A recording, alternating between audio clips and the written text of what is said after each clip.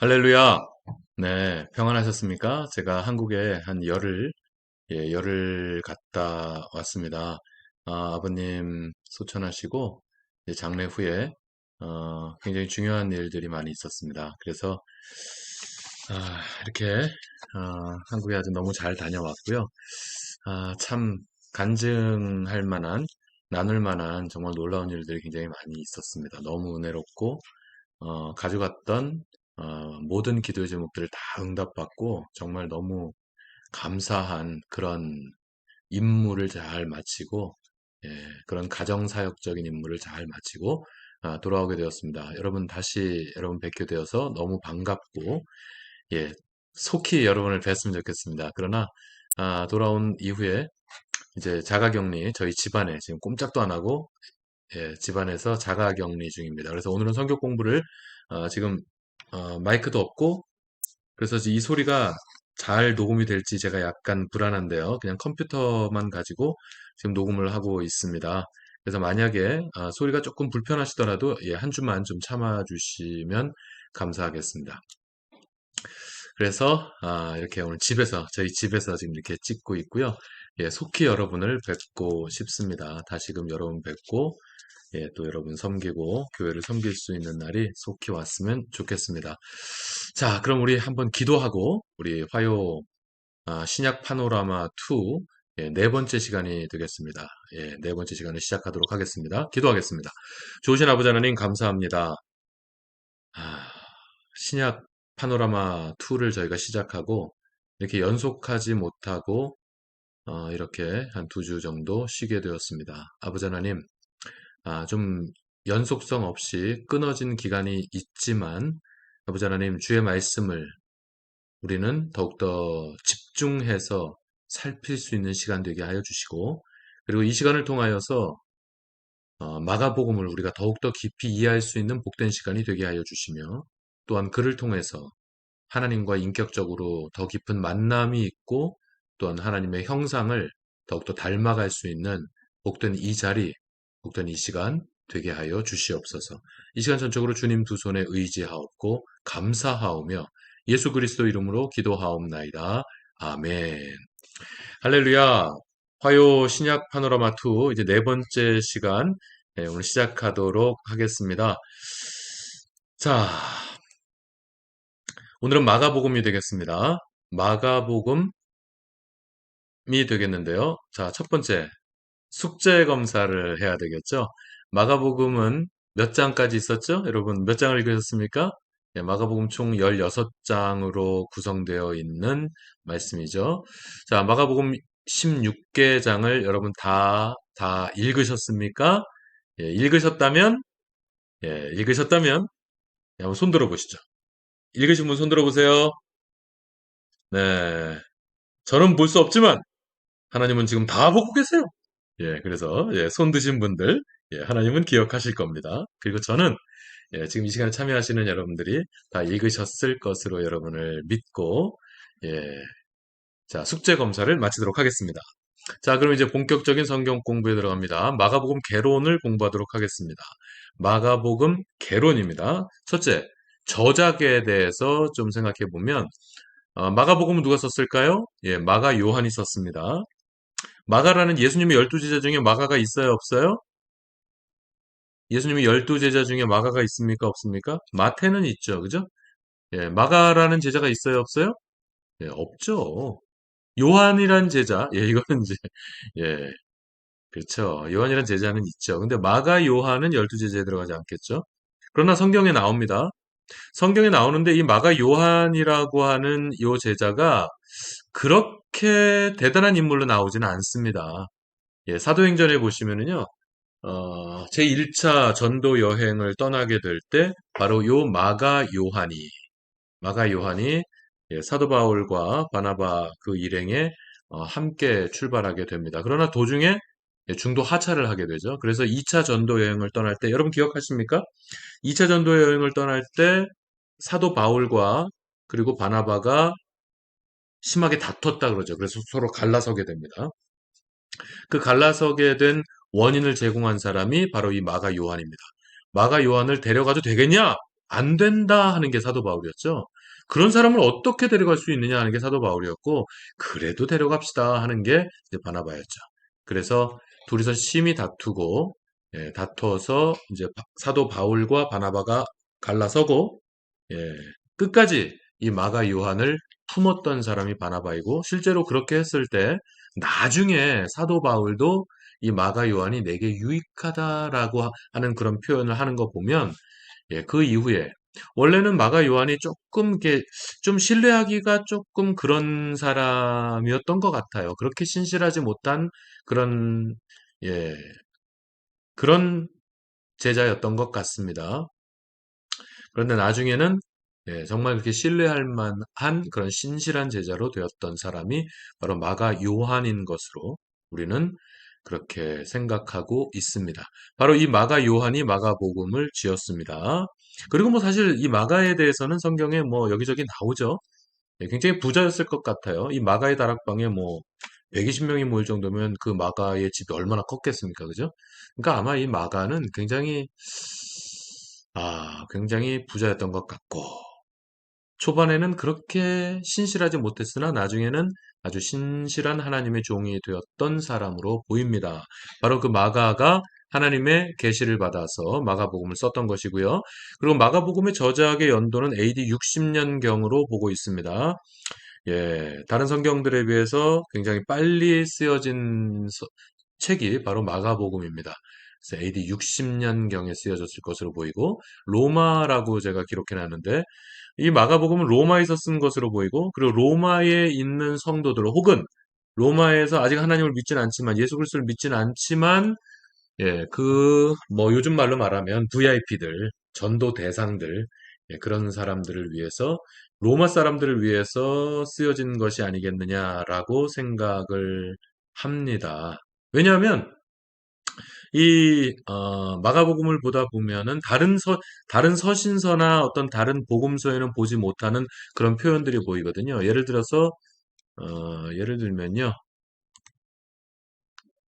예를 들면 뭐 마가복음에 등장하는 뭐 이런 뭐 고드란트 고드란트가 뭐죠, 여러분? 이런 고드란트 같은 것은 이게 로마의 화폐 용어입니다. 로마에서 쓰는 화폐 용어예요.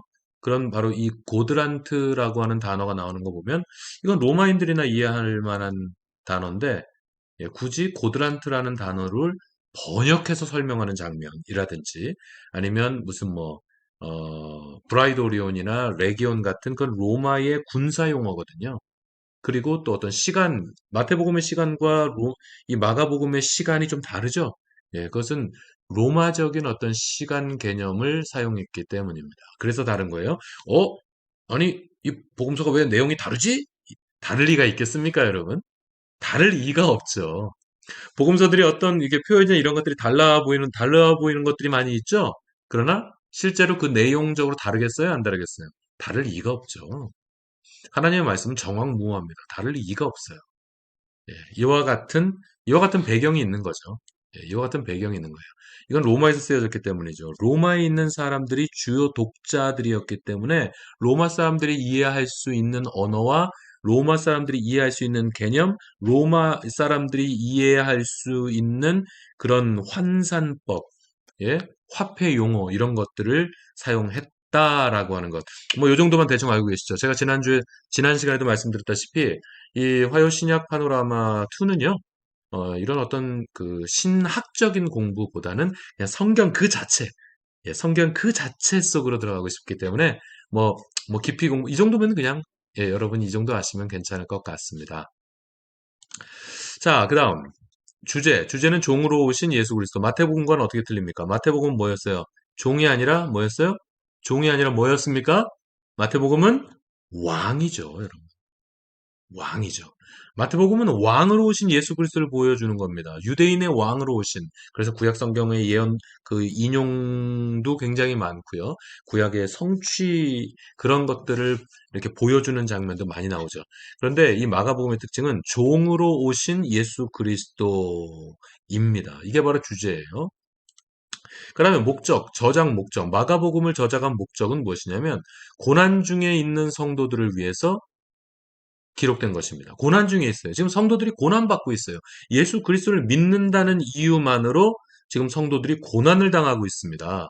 그래서 바로 이들을 위해서, 이들을 위로하고 또한 이들을 이렇게 치열업하기 위해서 예, 쓰여진 것이 바로 이 마가복음입니다. 여기 보시면 저작 연대가 AD 60년이라고 말씀드렸잖아요. 그죠? 근데 바로 네로 치하, 네로는 황제로서 언제 활약을 했냐면요. AD, AD 54년에서 68년인가요? 예, AD 54년에서 68년, 예, 그 기간에 네로 황제가 치리를 하고, 이제, 다스리고 있었습니다. 그러니까 AD 60년경에 마가복음이 쓰여졌기 때문에 이것은 네로 치하에서 네로가 얼마나 하나님을 믿는 자들을 많이 핍박했던 자입니까? 바로 그 자가 성도들을 핍박했던 그 한창 핍박이 심했던 바로 그때, 바로 성도들을 위로하고 그들을 더욱더 믿음으로 권면하기 위해서 예, 쓰여진 그런 저장 목적이 있는 것이죠. 그 다음에 특징을 좀 보자면 한 특징을 세 가지로 생각해 보기 원하는데요. 이 마가복음의 특징은 첫째로 섬기는 종으로 오신 예수 그리스도를 묘사하고 있는 부분들이 많이 있습니다. 그러니까 예수 그리스도는 섬기는 분이라는 거죠. 예? 예. 예수 그리스도는 섬기는 종으로 오셨다. 그리고 고난받는 종으로 오신 분이시다. 이런 묘사가 많이 있고요. 그다음 두 번째, 마가복음의 특징은 많은 이적. 복음서 중에서 마가복음이 제일 짧죠. 분량에 있어서 마가복음이 가장 짧습니다만 이 마가복음이 아마 어떤 그 이적의 횟수로 따지면 아마 마가복음이 가장 많을 것이라고 제가 일일이 세보지는 않았는데 일일이 세본 적은 없어요. 근데 여러분 읽어보셨잖아요. 그죠? 마가복음엔 특히 예수 그리스도의 어떤 이적 그런 장면들이 많이 나옵니다. 그래서 많은 이적을 기술하고 있는 것이 바로 마가복음의 특징이라 할 수 있고요. 또 한 가지만 더 말씀드리면, 메시아 은닉 사상이라고 하는 것이 있습니다. 한번 따라서 해보시죠. 메시아 은닉 사상. 자, 여러분, 메시아 은닉 사상. 영어로는 Messianic Secret이라고 얘기합니다. 메시아 은닉 사상이라는 게 있어요. 예수님께서 자신의 메시아성을, 자신의 메시아 되심을 은닉하시는 거예요. 숨기시는 거예요. 말하지 말라. 이를 아무에게도 이르지 말라. 어? 내가 지금 이렇게 기적을 행했는데 내가 지금 너 병을 고쳐줬지? 근데 이거 다른 사람들에게는 말하지 말아라. 하고 자신의 메시아성을 은닉하시는 겁니다. 자신의 메시아 되심을 언급하지 말라고 하시는 그런 장면들이 많이 나옵니다. 이게 마가복음의 특징 중에 하나예요. 뭐 마가복음에만 그런 장면이 나오겠어요? 마태복음에도 여러 번 나왔죠. 예. 근데 마가복음에 좀 더 뭐 두드러진다라고 표현할 수 있고, 그리고 마가복음을 공부할 때쯤이면 이제 메시아 은닉 사상에 대해서 여러분이 좀 아실 필요가 있습니다. 그래서 메시아 은닉 사상을 지금 말씀드리는 것이고요. 그렇다면 예수님께서 왜 메시아 은닉을 하셨을까요? 자신의 메시아성을 은닉하셨을까요? 왜 숨기셨을까요? 왜 그러셨을까요? 당신의 메시아 되심을 막 나타내셔야 되는 거 아니에요? 그래야 사람들이 막 믿고 따라올 거 아닙니까? 왜 당신의 메시아성을 숨기셨을까요? 말하지 말라고 하셨을까요? 이유가 뭐 몇 가지인데 그중에 두 가지만 말씀드릴게요. 첫째는 정치적 메시아, 당시의 사람들은 메시아를 기다리면서 살아가던 사람들입니다. 특히 뭐 바리새파 사람들을 중심으로 해서 그런 어떤 좀 이렇게 하시딤 계열의 좀 경건한 유대인들이라면 예, 저는 그 사두개인과 같은 그런 후루꾸들, 예, 후루꾸라 그러죠, 후루꾸. 예. 그런 후루꾸들 말고는 좀 이렇게 경건한 유대인들이라면 다 메시아를 기다리며 메시아를 대망하면서 살고 있었습니다. 그런데 이 경건한 유대인들이 대망하던 메시아의 모습은 정치적인 메시아예요. 막 그냥 예, 이 월계나무를 탁 예, 이걸 탁 쓰고 예, 개선 장군처럼 저 개선문을 쫙 들어오는, 예? 그런 아주 그냥 군사력을 가지고 저 로마 치하에, 로마, 우리를 지금 박해하고 있는 저 로마 사람들을 쳐부수고 그들로부터 우리를 해방시켜줄 어떤 군사적인 파워를 가지고 있는 정치적인 메시아. 바로 이런 정치적인 메시아를 당시 유대인들이 대망하면서 살아가고 있었거든요. 그렇기 때문에 예수님께서는 나 그런 사람 아니다. 내가 바로 메시아인데, 내가 바로 너희들이 기다리던 그 메시아인데, 난 그런 사람 아니야. 나는 그런 정치적인 메시아, 정치적 메시아 여러분, 정치적인 메시아라면 예수님께서 정말 정치적인 메시아였다면 그 시대로서 예수님의 모든 공로는 끝났겠죠. 그러나 예수님은 정치적인 메시아 정도가 아니었죠. 온 세상을 구속하신 예? 하나님의 메시아였죠. 온 인류의 메시아였죠, 여러분. 정치적인 그런 한계가 없으신 그런 메시아셨죠. 그래서 예수님께서는 난 그런 정치적 메시아 아니다. 라고 하는 것을 가르치셔야 할 필요가 있었어요. 그래서 자신의 메시아성을 숨기는 장면들이 나옵니다. 두 번째 이유는 뭐냐면 본질적인 사역에 방해를 받아요. 이것 때문에 자 생각해 보시면 뭐 마가복음 1장부터 벌써 나오잖아요. 마가복음 1장 35절 이후부터 보면은 예수님께서 딱 나타나시니까 각색 병든 자들이 막 몰려오는 장면들 여러분 기억하세요? 그러니까 예수님이 딱 있다 보니까 사람들이 소문을 듣고 막 구름대처럼 몰려옵니다. 각색 병든 자 예수님 저 좀 고쳐주세요. 저 좀 고쳐주세요. 어이구 예수님 나왔어요. 나왔어요. 저도 나왔어요. 이러면서 끝없이 이런 자들이 나옵니다. 그래서 예수님께서 어떻게 하시죠? 결국 그곳을 떠나나가 버리시죠. 기도하러 나가셨다고 볼 수 없습니다. 여러분. 기도하려고 나가신 거 아니고요. 예, 예수님께서 새벽 기도 드리려고 나가신 거 아닙니다. 예수님께서 나가신 이유는 본질적 사역을 감당하시기 위해서, 이 본질적인 사역을 감당하기 위해서 나가신 겁니다. 예수님 그래서 말씀하시잖아요. 38절인가요? 다른 가까운 마을로도 가자. 거기서도 전도하리니 내가 이를 위하여 왔노라. 예수님의 본질적인 사역은 다른 지역에서도 가서 또 전도하는 겁니다. 전도하고 또 전도해서 많은 사람들로 생명을 얻고 또 얻게 하는 것. 예? 바로 이것이 예수 그리스도의 본질적인 사역입니다, 여러분.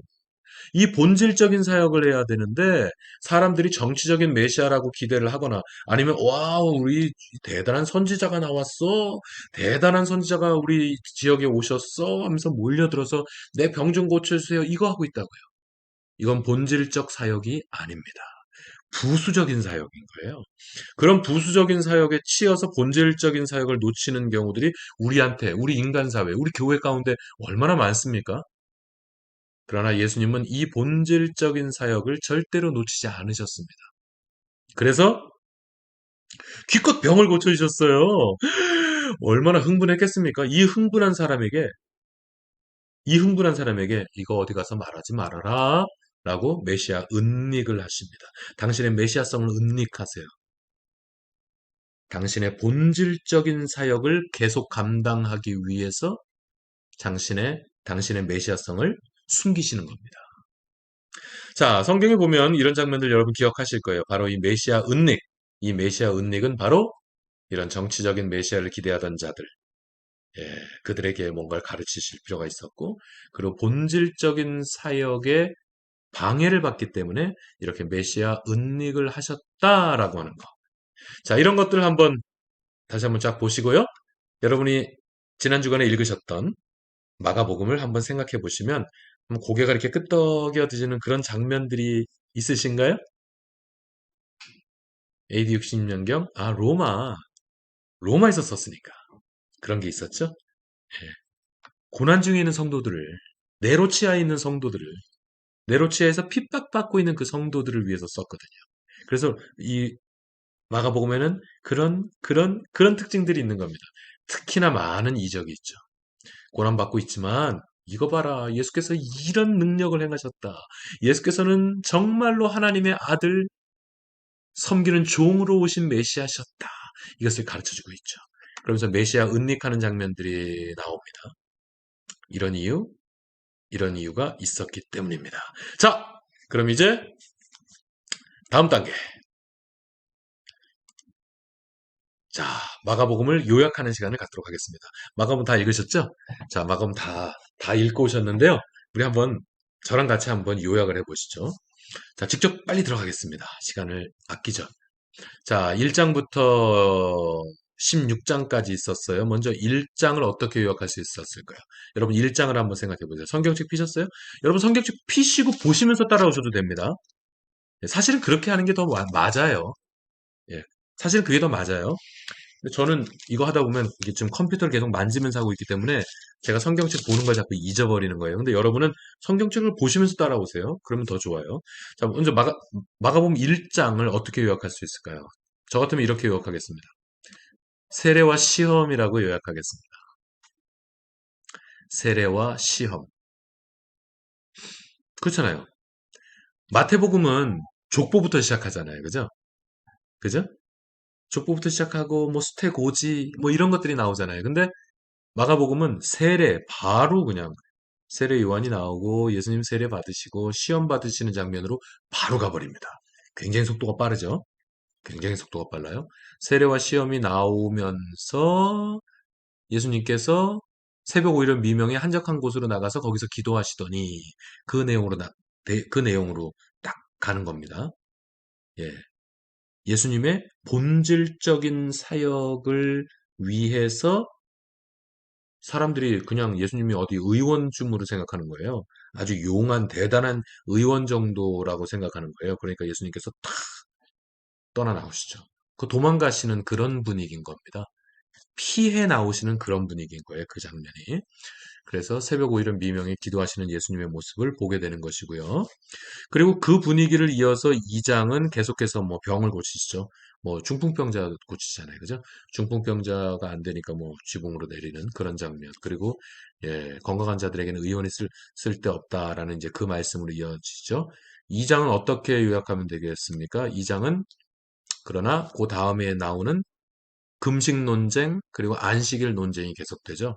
금식은 예? 왜 금식 안 하냐고 따지고 예, 금식은 언제 하는 건지 그리고 안식일이 뭔지 예? 그래서 이 안식일 논쟁에 대해서 예, 마가복음 2장에 쭉 나왔죠. 여러분 어떻게 좀 자, 2장을 보시면서 쫓아오세요. 그래서 2장은 금식과 금식 논쟁, 안식일 논쟁 예? 금식 논쟁, 안식일 논쟁 이렇게 요약하면 예, 2장이 요약되는 것 같아요. 그 다음에 3장을 어떻게 요약할 수 있을까요? 3장은 치유사역과 열두 제자 이렇게 하면 3장 전체가 대충 요약이 될 것 같습니다. 예수님께서 계속 치유사역을 하십니다. 예, 예수님께서 계속 치유사역을 하시고 그리고 이것을 아무에게도 이르지 말라 메시아 은닉 장면 예, 메시아 은닉 장면이 바로 이 치유사역을 하시면서 이렇게 나오죠. 메시아 은닉 방금 배웠잖아요. 그죠? 그리고 이제 열두 제자가 나옵니다. 열두 제자 누구예요? 다 같이 시작. 베안야요 빌바 도마 알다 시가 예? 베 누구예요? 베드로 안드레 요한 베아냐 야고보 요한 예? 이렇게 해서 12명이죠? 할까요? 할까? 자, 아유 그래요. 베안야요 빌립 바돌로메 그다음에 도마 알다 시가 도는 누구였어요? 도는 도마죠. 예, 모든 주부들이 가장 좋아하는 제자라 그러죠. 모든 주부들이 가장 좋아하는 제자가 도마입니다. 예, 도마. 그 다음에 도마, 마태는 마는 마태죠. 도마 알페오의 아들 야고보. 그 다음에 도마 다데오. 그죠? 그 다음에 시몬과 셀로 시몬이겠죠? 그 다음에 가는 누구겠어요? 가룟 유다가 되겠죠.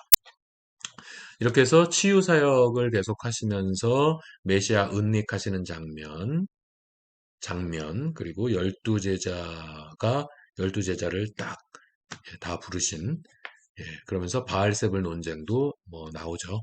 그 다음에 마가복음 4장은 어떻게 기억할 수 있을까요? 마가복음 4장은 예, 한마디로 선상설교입니다. 선상설교. 마가복음의 특징 중에 하나가 이거죠. 마가복음에는 산상설교가 나오잖아요. 예, 산상설교. 예수님께서 산에 올라가셔서 설교하시는 장면 나오지 않습니다. 그런데 배 위에 올라가셔서 설교하시는, 그러니까 산에 올라가신 이유도 너무 사람이 많으니까. 너무 사람이 많으니까 조금 이렇게 높은 곳으로 딱 높은 곳으로 딱 가니까 이렇게, 이렇게 되잖아요. 이렇게. 그, 강단 분위기? 예, 그런 게 되잖아요. 사람들이 이렇게 쫙 병풍처럼 쫙 둘러서고, 여기 딱 한 사람이 딱 서 있으면, 예, 사람들이 병풍처럼 둘러선 가운데 여기서 사람이 딱 서 있으면 사람들한테 쫙 집중받을 수 있고 소리도 쫙 퍼져 올라갈 수 있겠죠. 그죠? 예, 그래서 산상설교를 하신 겁니다. 너무 사람이 많기 때문에 평지에서 그냥 설교하면 뒤에 있는 사람은 보이지도 않아요. 그리고 사람들한테 블락돼 가지고 소리가 들리지도 않아요. 그러니까 산상설교를 하신 거죠. 근데 선상설교도 이유가 똑같은 거예요. 배 위에 올라가셨죠. 그러니까 높이 계시니까 예수님이 하시는 말씀이 사람들에게 더 멀리 퍼져서 잘 들렸고 잘 보였다는 거죠. 그래서 선상설교, 배 위에서 설교하셨다. 예, 배 위에서 설교하셨다. 그래서 선상설교입니다.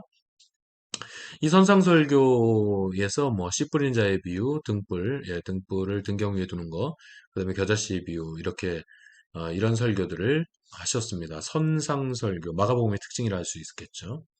그 다음에 5장은 어떻게 요약할 수 있을까요? 5장을 저 같으면 이렇게 요약하겠습니다. 거야혈, 거야혈. 여러분, 마태복음 공부할 때 제가 마태복음 그 8장, 마태복음, 그러니까 7장까지 산상설교가 끝나잖아요. 산상설교가 이렇게 딱 끝나고 나서 5장, 6장, 7장 산상설교가 끝난 다음에 마태복음 8장, 9장은 기적장이라고 제가 별명을 붙였다고 말씀드렸죠. 저는 마태복음 8장, 9장을 기적장이라고 별명을 붙인 바가 있어요. 왜 그러냐면 그래서 8장에는 뭐가 나왔어요? 문백식복가. 문백식복가에서 문둥병자를 고치시고 가다라 귀신 거기까지. 그 다음에 9장에서는 중야 혈두기 중풍병자를 예? 고치시고 중야 야이로의 회당장 야이로의 딸 그리고 고추를 가는 중에 뭐예요? 혈루병. 그렇죠? 그래서 8장이 이거 쓰면서 해드리는 게 더 좋을까요? 이렇게 손가락으로 설명하는 것보다는 그러니까 마태복음의 경우에 8장이 있고 9장이 있잖아요. 그럼 8장이 어떻게 끝나냐면 제일 마지막에 어 8장이 제일 마지막에 문백십복 가잖아요. 그죠? 가다라 지방 귀신 들린 자 이렇게 끝나고 9장이 어떻게 끝났어요? 중야 혈두기 야이로의 딸 야이로의 딸 고치러 가다가 어떻게 됩니까? 혈루병 여인 이렇게 되잖아요. 그래서 요 가다라 귀신 들린 자 야이로의 딸 혈루병 여인 이렇게 되죠. 그런데 가다라 귀신을 거라사 거라사인 이야가 이야고 이혈이 이혈입니다. 이해되셨어요? 이해되셨어요? 그러니까 마태복음의 그 장면인 거예요. 그 장면의 연속선 가운데 있는 거죠. 그게 마태복음에는 8장, 9장에 있는 건데 이게 마가복음에는 지금 5장에 이렇게 5장에 나오고 있는 겁니다. 8장, 9장 이 두 개 장을 이렇게 해서 예? 근데 마태복음에는 가다라 귀신이라고 했어요. 그런데 마가복음에는 거라사 예, 거라사인이라고 돼 있잖아요. 그죠? 왜 지명이 다르죠? 성경이 뭐 이렇게 똑같지가 않지? 잘못됐네. 어느 게 틀린 거야? 아닙니다. 틀릴 리가 있습니까? 아까도 제가 말씀드렸다시피. 여러분 성경이 틀릴 리가 없겠죠? 성경은 정확무오한 하나님의 말씀입니다. 성경이 틀릴 리가 없죠. 그러니까 이게 마치 그런 거예요. 우리가 어디 사세요? 그러면 우리 시카고 산다 그러잖아요. 그쵸? 근데 제가 시카고 살지 않아요. 시카고 근교에 있는 서버브 데스플레인스에 삽니다. 근데 제가 어디 가면 어디 사세요 하면 예, 시카고 삽니다 이렇게 얘기해요. 그럼 제가 거짓말하는 거예요? 아니죠.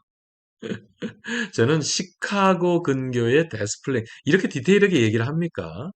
그게 아니죠. 그러니까 데스플레인스에 살지만 저는 시카고 삽니다라고 얘기해요. 어디 가서 소개하면 예, 저 시카고 삽니다. 예, 한국에서도 어디서 사세요? 그러면 예, 전 시카고에 삽니다라고 얘기하지. 데스플레인에 산다고. 데스플레인이 어딘지 알아듣습니까? 시카고 하면 그래 사람들이 전 세계인들이 시카고 하면 알잖아요. 그래서 시카고 산다라고 얘기하죠. 어디 가서 다른 나라 갔는데 예전 데스플레인스 삽니다. 그러면 알아들어요? 데스플레인스가 뭐야? 먹는 건가? 그러지 않겠어요? 그러니까 시카고 산다 그러죠. 그죠? 그러니까 거라사라고 하는 것이나 가다라라고 하는 것이냐. 그거는 이제 큰 지명이냐? 큰 지명과 작은 지명의 차이인 것입니다. 똑같은 지역을 얘기하는 겁니다. 똑같은 지역에서 있었던 일인 거예요. 바로 그 거라사. 이게 그러니까 이 거라사가 가다라 지방인 거예요. 가다라 지방인 것입니다. 자, 이 거라사, 예, 거라사인, 예, 귀신 들린, 예, 귀신도 보통 귀신이 아니죠. 군대, 군대. 그래서 돼지떼한테, 예, 옮겨가지고 돼지떼가 그냥, 예, 몰사하는 그런 장면 기억하시죠, 여러분? 바로 그 가다라가 바로 이 거라사입니다. 똑같은 사건이에요. 똑같은 지명, 똑같은 지역입니다. 그리고 이제 야이로의 딸, 고치러 가는 중에 혈루병 여인. 이해가시죠? 예, 오장하면 뭐 거야혈이죠. 오장하면 거야혈이다. 그 다음 6장 어떻게 할까요? 6장 하면 오병이어입니다. 마가복음 6장 하면 그냥 오병이어죠. 오병이어 사건은 사복음서에 다 나옵니다. 오병이어 사건은 공관복음뿐만이 아니라 사복음서에 다 나와요. 그래서 어, 이 오병이어는 14,696. 예, 옛날에 성경 공부 열심히 할 때 그때는 뭐 다 모든 사건마다 다 어떻게 나오는지 다 꿰고 있었죠. 지금 다 잊어버렸어요. 그러니까 예, 성경은 옛날에 더 잘 알았던 것 같아요. 요즘 오히려 그런 거 다 까먹었는데 이 정도는 기억하죠. 오병이어는 14,696. 오병이어는요. 마태복음 14장에 나와요. 그리고 마가복음 6장에 나오고요. 그 다음에 누가복음에는 9장에 나오고요. 그 다음에 14,6, 9, 6. 요한복음에는 6장에 나옵니다. 예. 그러니까 사복음서에 모두 나오는 몇 안 되는 사건 중에 하나가 바로 이 오병이어입니다. 마가복음 하면 마가복음 6장 하면 바로 이 오병이어 사건이죠. 오병이어 사건 전에 뭐 사도 요한이란다. 세례 요한이 참수되어 죽죠. 예, 참수되는 그 장면이 나오고 그 다음에 항상 패키지로 나오는 게 있어요. 오병이어 다음에는 패키지로 따라오는 사건이 있습니다. 이거 공관복음에 똑같이 나와요. 공관복음에 모든 공관복음에 다 이렇게 나옵니다. 오병이어 다음에 나오는 패키지 사건이 뭐예요? 뭘까요? 수상보도 사건입니다. 예. 오병이어 사건이 끝난 다음에 제자들이 배 타고 갑니다. 예, 근데 예수님이 그 배에 같이 안 타세요. 목적이 있으셨던 거죠. 예수님에겐 계획이 있었던 거예요. 그래서 수상보도, 물 위를 걸으시는 그 예수님을 제자들이 만나게 되는 그런 사건 있잖아요. 수상보도라고 얘기합니다. 예, 오병이어 다음에는 공관복음 공이 나옵니다. 오병이어 다음엔 패키지로 예, 수상보도. 오병이어 수상보도. 이건 패키지예요, 항상. 그 다음에 마가복음 7장에 어떤 내용이 나옵니까? 여러분 한번 훑어보세요. 지금 성경 보고 계세요? 네, 7장 넘겨보세요. 여러분 7장 어떻게 요약할 수 있겠어요? 7장 하면 저는 이렇게 요약하겠네요. 장로들의 유전과 수로분익의 여인. 장로들의 유전과 수로분익의 여인. 7장은 장로들의 유전이라고 하면서 또 왜 또 손 안 씻고 먹냐고 또 따지잖아요. 예수님한테 또 따지 않습니까? 왜 당신 제자들은 왜 저래? 장로들의 유전을 따르지 않는다고 막 그러지 않습니까? 그죠? 이렇게 장로들의 유전 얘기를 하면서 그 고르반 문제 예수님이 이제 터치하시고 그리고 예, 식물은 다 깨끗하다는 거. 예, 모든 식물은 깨끗한 거야. 예수님께 가르치지 않습니까? 장로들의 유전. 그 다음에 이제 수로보니게 여인이 와서 예수님께 예, 좀 고쳐달라고 하니까 예, 예수님이 좀 심하셨잖아요. 그랬더니 어디까지 낮아집니까? 이 수로보니게 여인이. 하지만 개들도 주인의 상에서 떨어지는 부스러기를 먹나이다. 여기까지 낮아졌죠. 바로 그 수로보니게 여인. 예, 수로보니게 여인 사건이 바로 이때 일어나죠. 그리고 뭐 에바다 사건, 에바다. 그러면서 또 메시아 은닉하는 장면이 또 나오죠. 7장에. 그렇게 마가복음 7장은 이렇게 올라가고요.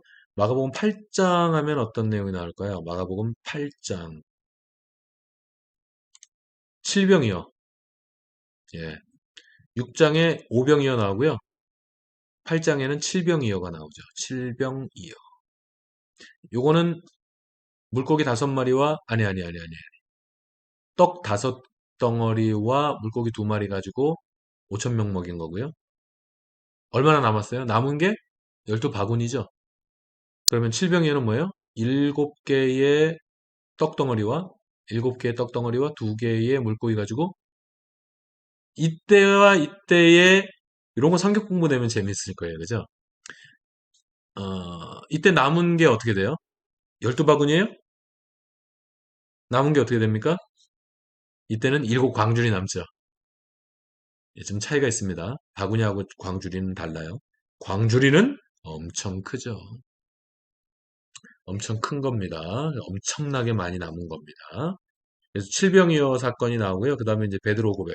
베드로가 신앙 고백하죠. 주는 그리스도 살아계신 하나님의 아들이니이다. 이게 이제 풀 버전이라면 풀 버전보다는 조금 이제 약식 버전이 되겠죠. 아무튼 이게 베드로 신앙 고백이 나옵니다.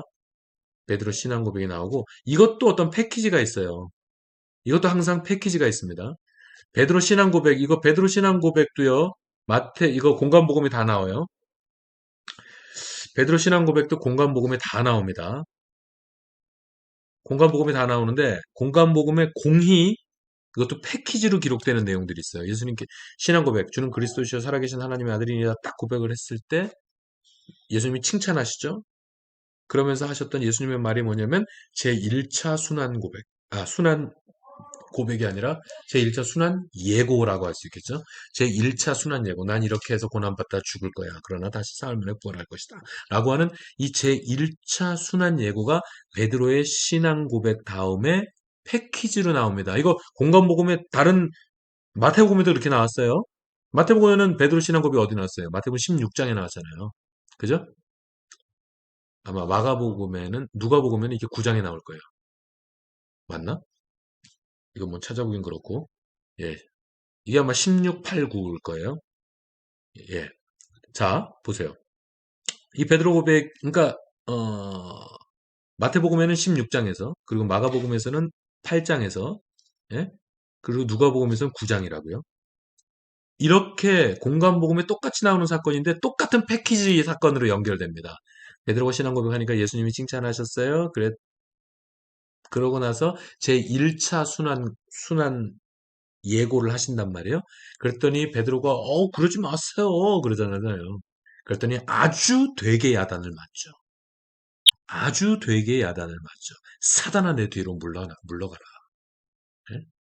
그러니까 베드로 신앙 고백과 제1차 순환 예고와 그리고 사단아 내 뒤로 물러가라 이런 책망, 대단한 칭찬과 대단한 책망까지 이거는 다 공간 복음에서 패키지로 나오는 사건이 되겠죠. 네. 자, 그럼 9장. 9장은 어떻게 요약할 수 있을까요? 구약을 한번 보세요. 성경책을 보세요. 여러분이 눈으로 읽은 그 성경책을 보세요. 여러분이 읽은 성경책, 여러분 줄도 쳐져 있고, 여러분이 이렇게 하이라이트도 한 바로 그 여러분 성경책을 보세요. 9장은 여러분 어떻게 요약할 수 있겠어요? 9장 하면 변호사님. 이 변화산 사건도 공간복음에 다 나오는 사건이거든요. 변화산 사건도 공간복음에 다 나와요. 이게 이 변화산 사건이 마태복음에서는 몇 장에 나왔죠, 여러분? 기억하세요? 17장에 나왔죠. 이게 아마 1799, 1799로 갈 거예요. 1799.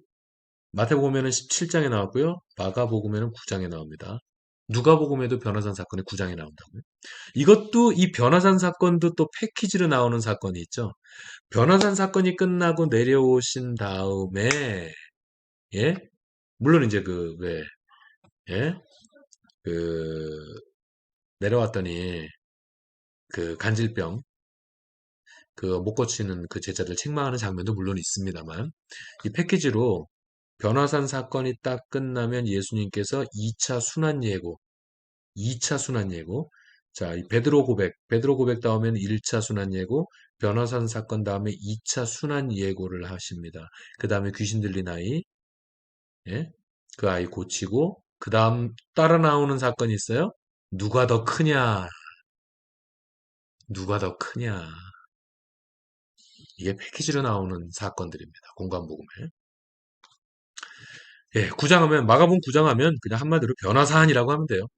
변호사만 기억하시면 패키지 사건이잖아요. 내려왔더니 그걸 못 고치고 있으니까 야단도 치시고 2차 순환 예고하시고 예? 귀신 들린 아이 이제 고쳐주시고 그리고 또 그랬더니 제자들이 누가 더 크냐? 예? 예수님은 죽겠다. 예수님은 이렇게 고난받아서 죽겠다라고 말씀하셨는데 제자들은 누가 더 크냐? 그 짓거리를 하고 있습니다. 얼마나 기가 막히는 노릇입니까, 여러분. 자, 10장으로 가보시죠. 10장은 여러분 어떻게 요약할 수 있을까요? 10장 하면 뭐 이혼 문제로 시작하죠. 예, 이혼 문제에 대해서 예수님이 가르쳐 주시고요. 10장 하면 부자 청년이라고 하시면 될 것 같아요. 예, 부자 청년이라고 하시면 될 것 같아요. 부자 청년 사건도 어떤 그 패키지로 따라 나오는 사건들이 있죠. 부자 청년도 딱 오니까, 결국 부자 청년이 굉장히 신실해 보이지 않습니까? 근데 결국은 이 돈 문제를 이기지 못하는 거죠. 그래서 예수님께서 부자 청년 사건이 나오면 따라 나오는 게 바로 약대 바늘기 아니에요? 부자가 천국 가기가 그렇게 어렵다. 약대가 바늘기를 통과하는 만큼 어렵다. 하는 부자 청년 나왔으면 이제 약대 바늘기가 나왔겠죠. 그러고 나서 3차 순환 예고. 3차 순환 예고가 바로 이 부자 청년이 찾아온 다음에 3차 순환 예고가 나오는 겁니다. 이게 패키지예요. 그 다음에 계속되는 이 패키지인데 3차 순환 예고를 하고 나서 어떤 사건이 있는지 아세요? 예? 한 학부형이 찾아와요. 한 학부형이 찾아와서 우리 아들 둘이나 여기 있는데 하나는 주의 우편에 하나는 주의 좌편에 앉게 해달라고. 예, 한 학부형이 찾아와 가지고 이렇게 청탁하는 사건이 있잖아요. 좌우정, 어떻게 하는 거죠? 좌의정, 우의정 사건. 하나는 좌의정에, 하나는 우의정으로 앉혀주세요. 그런 거죠. 그런 뜻이죠. 그죠? 이런 청탁하는, 나는 죽겠다고, 나는 고난당하다, 나는 이렇게 고난받고 죽을 거라고 3차 순환에 대해서 예고하셨는데, 학부형이 찾아와서 살로메죠. 살로메. 여러분, 우의정, 좌의정 청탁을 하는 겁니다. 여기까지가 부자 청년이 나올 때 따라 나오는 패키지인 거예요. 예, 이게 다 패키지. 베드로 시장 고백 다음에 제 1차 순환 예고, 변호사 사건 다음에 2차 순환 예고, 그리고 부자 청년이 찾아온 다음에 3차 순환 예고. 이렇게 패키지로 따라오는 사건들입니다. 이렇게 기억해 놓으시면 여러분 기억하기 좋으실 거예요. 지금 제가 설명드린 대로. 그 다음에 11장을 보시면 11장은 한마디로 승리의 입성이죠. 승리의 입성. 예수님께서 예루살렘 성으로 입성하십니다. 승리의 입성. 승리의 입성도 패키지처럼 따라 나오는 사건들이 있죠. 승리에 입성하시면서 무화과 나무를 저주하시고, 예? 무화과 나무 저주하시고, 그 다음에 뭐예요? 성전을 청결케 하시죠? 성전 정화라고 표현도 하고, 성전 청결이라고 표현하죠. 성전을 이렇게 청결하시고, 그랬더니, 무슨 권세로 이런 일을 하는가? 따져 묻지 않습니까? 이게 승리 입성하면 따라 나오는 패키지죠. 예. 그리고 보니까 진짜로 뭐, 무화과가 말랐죠. 승립성. 그 다음에 12장은 어떻게 요약할 수 있을까요? 12장은 이렇게 요약하면 되겠죠. 포도원 농부. 예, 포도원 농부 비유. 포도원 농부 비유에 대해서. 그 다음에 세금 논쟁, 부활 논쟁. 세금 논쟁은 뭐예요? 가이사의 것은 가이사에게. 이 가이사는 어떤 가이사예요? 그러니까 가이사의 것은 가이사에게. 가이사가 뭐예요? 시저라 그랬죠? 가이사는 시저라고요. 카이사르. 시저라고요. 시저. 로마 황제라고요. 그러니까 가이사의 것은 가이사에게. 이 당시에 실제로 지금 이 말씀을 예수님께서 하고 계실 때 그때 가이사로서 로마를 통치했던 진짜 가이사, 시저가 누구였어요? 그게 누구라고요? 그게 누구라고요? 힌트. 별명이 테러블했다. 별명이 테러블이라 그랬죠? 예, 별명이 테러블이에요. 테러블 티베리우스. 예, 이 가이사가 실제로 로마의 제2대 황제 옥타비아누스의 뒤를 이어서 AD 14년부터 예, 통치했던 바로 그 제2대 로마 황제인 테러블 티베리우스가 바로 이 가이사, 가가 가입니다. 금마가 금만 거예요. 예, 세금 논쟁, 가이사의 것은 가이사에게, 하나님의 것은 하나님에게. 부활 논쟁, 예, 부활 논쟁 뭐죠? 네, 부활하면 우리 다 천사 같아지기 때문에, 예, 뭐 누구 아내, 누구 남편 그런 거 없다. 예. 자, 그러니까 12장은 포도 농부, 세금 논쟁, 부활 논쟁 이렇게 요약하면 되겠죠? 자, 13장. 지금 이걸 하는 이유는 여러분 이걸 이렇게 외우라는 뜻이 아닙니다. 이걸 외우라는 뜻이 아니에요. 여러분이 읽은 말씀이에요. 지난 주간에 여러분이 읽은 말씀을 한번 딱 요약해 봄으로써 그 장 전체를 여러분이 기억하시는 데 도움을 드리는 겁니다. 제 목적은 거기에 있는 거예요. 이거 외우라는 게 아니에요. 저도 못 외워요. 옛날에 외웠는데 다 까먹었어요. 옛날엔 이거 뭐 나름대로 막 공부를 열심히 했으니까 성경 공부를 워낙에 열심히 했기 때문에 이런 거를 막 그냥 성경 막 이런 걸 다 꿰고 있었죠. 근데 오히려 뭐 그런 거 다 까먹었어요. 저도 못 외워요. 여러분 외우시라는 거 아닙니다. 예, 뭐 하면 딱 하면서 예, 읽었던 거 예, 한번 딱 정리하시라는 거예요. 자, 13장은 어떻게 요약하면 될까요? 마가복음 13장. 13장은 성전 파괴 예언. 예, 내가 3일 만에 세우리라. 기억하시죠? 예, 성전 파괴를 예언하시면서 종말 설교로 가시죠. 마태복음하고 분위기 비슷하죠? 그죠? 예, 마태복음하고 분위기 비슷하지 않습니까? 마태복음 물론 마태복음 몇 장에 있었어요? 22장에 있었나요? 예. 자, 성전 파괴를 예언하고 종말 설교를 하시는 거. 예, 그 분위기랑 똑같은 거예요. 그 다음,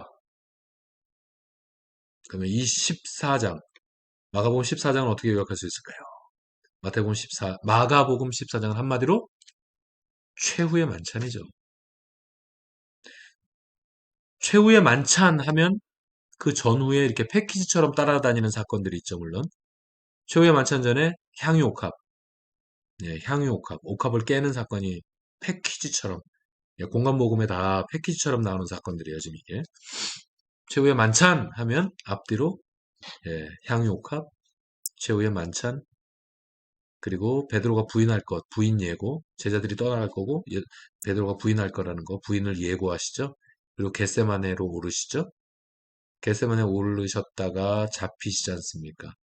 근데 마가복음의 특징은 벗은 몸으로 도망하는 제자가 하나 나와요. 그죠? 이 마가복음엔 벗은 몸으로 도망가는 제자. 그가 누굴까요? 여러분 찾아보십시오. 아시게 될 거예요. 사복음이 끝나기 전에. 자, 그렇게 해서 벗은 몸으로 도망하는 장면이 나오고 또 이렇게 신문 받고 실제로 베드로가 3번을 부인하는 사건이 딱 나오죠. 이것이 이제 패키지처럼 최후의 만찬 전후에 나오는 사건들입니다. 그러니까 최후의 만찬 하면 예, 그런 사건들이 딱 스쳐 지나가야죠, 여러분. 그런 사건들이 딱 스쳐 지나가면 여러분이 정말 성경을 잘 아시는 거예요.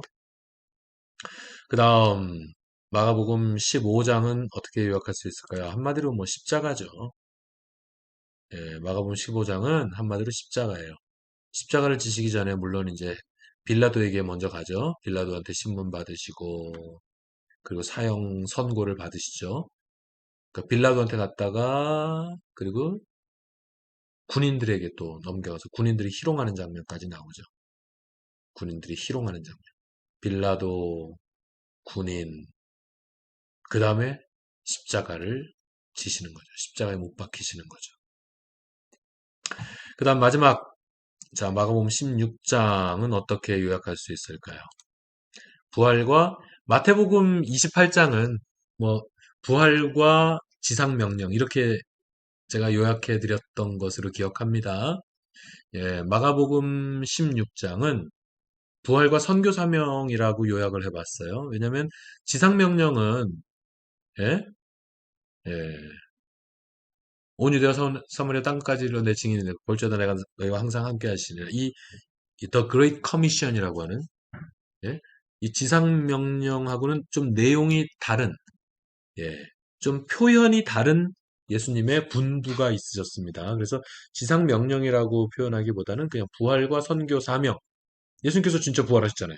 말씀하신 대로 예수님께서 부활하셨고 선교의 사명을 내리십니다. 왜 있잖아요. 말씀 한번 찾아보시죠. 마가복음 16장 마가복음 16장 17절에서 17절 18절.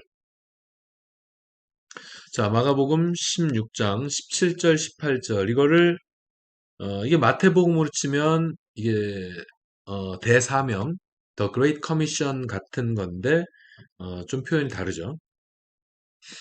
그러니까 이때 예수님의 설교가 이 마지막 고별 설교가 아주 간단하게 그것만 말씀하신 건 아니겠죠. 그죠? 예. 자, 그래서 이것을 어떤 선교 명령이다. 예수님의 선교 명령 혹은 선교 사명이다라고 이제 표현하기도 합니다. 자, 예수님께서 이런 선교 사명을 맡기셨습니다. 우리 같이 읽어보겠습니다. 시작. 믿는 자들에게는 이런 표적이 따르리니 곧 저희가 내 이름으로 귀신을 쫓아내며 새 방언을 말하며 뱀을 집으며 무슨 독을 마실지라도 해를 받지 아니하며 병든 사람에게 손을 얹은즉 나으리라 하시더라. 아멘. 예, 이와 같은 선교 사명, 이와 같은 선교 명령을 예수님께서 제자들에게 맡기시면서 이제 승천하심으로써 마가복음이 끝나게 됩니다. 자, 이제 좀 정리하겠습니다. 마가복음 1장, 마가복음 1장 세례와 시험. 그렇죠? 그리고 마가복음 2장 금식 논쟁과 안식일 논쟁. 그리고 3장 치유사역과 12제자. 그러니까 여러분 지금도 여러분 성경을 보세요. 여러분 읽으신 그 성경을 보시면서 한번 쫙 다시 한번 따라와 보세요. 성경을 지금 보시고 계세요? 예. 저는 지금 바빠서 성경을 못 보는 거예요. 여러분 성경을 지금 보시면서 따라오세요. 3장 치유사역과 12제자. 4장 산상설교가 아니라 무슨 설교? 선상설교. 선상설교에는 뭐 대표적인 세 가지 비유가 있지 않습니까? 뭐예요? 씨 뿌린 자의 비유, 등불의 비유, 그리고 겨자씨 비유가 나오죠. 그죠? 선상설교. 그 다음에 5장은 거야혈, 거라사인. 이 거라사가 어디 지역이라고요? 예, 가다라 지역이라고요. 거야혈. 6장. 6장 하면 오병이요. 마가복음 6장 하면 오병이요. 칠병이어는 어디 있다 그랬어요? 7장. 아니 참 8장. 오병이어는 6장에 있었죠. 그 다음에 8장에 보면 칠병이요. 그리고 7장에는 장로들의 유전과 수로보니게. 이 수로보니게 여인도 마찬가지예요. 아까 제가 설명을 안 드렸는데 수로보니게 여인도 이게 마태복음에는 가나안 여인이라고 했던가요? 그러니까 수로보니게 그럼 달라요? 예, 예, 다르지 않습니다. 이것도 다르지 않아요. 표현이 다른 겁니다. 가다라를 거라사로 하듯이 수로보니게가 바로 가나안 지역인 거예요. 그러니까 수로가 이게 수리아를 뜻하는 거거든요. 왜 수리아 지역에 가면 안디옥 있죠. 안디옥 교회. 안디옥 교회가 두 개가 있었어요. 수리아 지역에 하나가 있었던 거거든요. 바로 그 수리아 할 때 그 수리아, 수로고요. 보니게, 이게 바로 베니게입니다. 이게 영어로 페니키아, 페니키아. 그 페니키아가 베니게, 이게 보니게입니다. 그러니까 수리아에 있는 베니게 지역을 얘기하는 거예요. 가나안 지역. 그러니까 이런 것도 이게 말씀이 틀리다고 표현이 틀리다고 단어가 다르다고 성경이 다르네? 성경이 틀릴 리가 있습니까? 없죠. 그런 장로들의 유전과 수로보니게 여인. 8장은 칠병이어와 베드로 신앙고백. 베드로 신앙고백하면 패키지 있다 그랬죠? 예, 1차 1차 순환 예고가 나오면서 변호산에서 내려온 다음에 제자들한테 따끔하게 잠깐 예수님이 야단치시고, 그 다음에 또 2차 순환 예고가 있고, 그 다음에, 그러니까 이게 패키지처럼 흘러가는 거예요. 모든 공관 복음서에 이와 같은 패키지 사건들이 있는 겁니다. 그리고 10장에 부자 청년이 나오고요. 부자 관원 있잖아요. 젊은 관원이 예수님께 찾아오잖아요. 바로 이 부자 청년을 만났을 때도 패키지 사건처럼 나오는 거죠. 예, 그러면서 제 3차 순환 예고가 되는 겁니다. 그러니까 베드로 신앙 고백이 있은 다음에 제 1차 순환 예고가 있고, 변호산 사건 다음에 제 2차 순환 예고가 있고, 그 다음에 부자 청년을 만난 다음에 제 3차 순환 예고를 하게 되는 것이죠. 그랬는데 예, 우의정 좌의정 사건이 그런 게 일어나는 겁니다. 그 다음에 11장 승리의 입성. 패키지 같은 사건들이 연결되죠. 승리에 입성하면서 무화과나무 저주하고, 그리고 성전 정화하시죠. 그랬더니 무슨 권세로 이런 일을 하는가?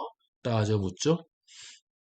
그 다음에 12장 포도원 농부 비유를 말씀하시고, 세금 논쟁, 부활 논쟁 있죠. 그 다음에 13장 성전 파괴를 예언하신 다음에 종말 설교를 하시죠. 그 다음에 14장 최후의 만찬. 최후의 만찬 하면 패키지 같은 전후 사건들이 있죠. 향유 옥합을 깨는 사건이 있고, 최후의 만찬. 그리고 부인을 예고하시고, 와이프를 얘기하는 게 와이프 말고 부인. 모른다고 부인할 거란 그런 예언 말씀하시고, 겟세마네로 올라가셨다가 잡히시고 신문 받으시는 거. 그 다음에 십자가. 15장 십자가. 마지막 16장 부활과 선교 사명을 맡기신 후에 이제 승천하시는. 자, 이와 같이 해서 마가복음이 끝났습니다. 여러분, 마가복음 전체 내용이 어떻게 좀 이렇게 요약이 됐습니까? 마가복음의 전체 내용이 이렇게 좀 이렇게 스쳐 지나가세요? 예, 저는 그걸 원하는 것입니다. 전체 내용을 이렇게 한눈에 딱 볼 수 있는, 예, 그런 능력을 좀 연습하는 것입니다. 여러분, 오늘도 고생하셨습니다. 여러분 성경 공부하시는데 이런 불편을 드려서 대단히 죄송하고요. 또한 여러분들의 많은 정말 성원이 있었습니다. 많은 관심과 사랑에 정말 큰 깊이 감사를 드립니다. 오늘 성경 공부를 마치도록 하겠습니다. 기도합니다. 좋으신 아버지 하나님 감사합니다. 오늘 마가복음을 살펴보았습니다. 전체 내용을 한번 쭉 훑어보게 되었습니다. 전체 내용을 처음부터 끝까지 이렇게 훑어봄을 통해서 주의 말씀이 어떻게 흘러가는지에 대한 그 흐름을 파악해보는 저희들의 이 노력이 헛되지 않도록 하여 주시고, 그래서 이 공부를 통해서 우리가 더욱더 성경을 전체로 바라볼 수 있는 통찰력을 갖게 될 수 있도록 하나님 저희들에게 더 큰 지혜를 허락하여 주시옵소서. 하나님 감사합니다. 모든 영광은 주님 홀로 받으시옵소서. 예수 그리스도 이름으로 기도하옵나이다. 아멘. 여러분 고생하셨습니다. 다음 시간에 다시금 찾아뵙겠습니다. 할렐루야.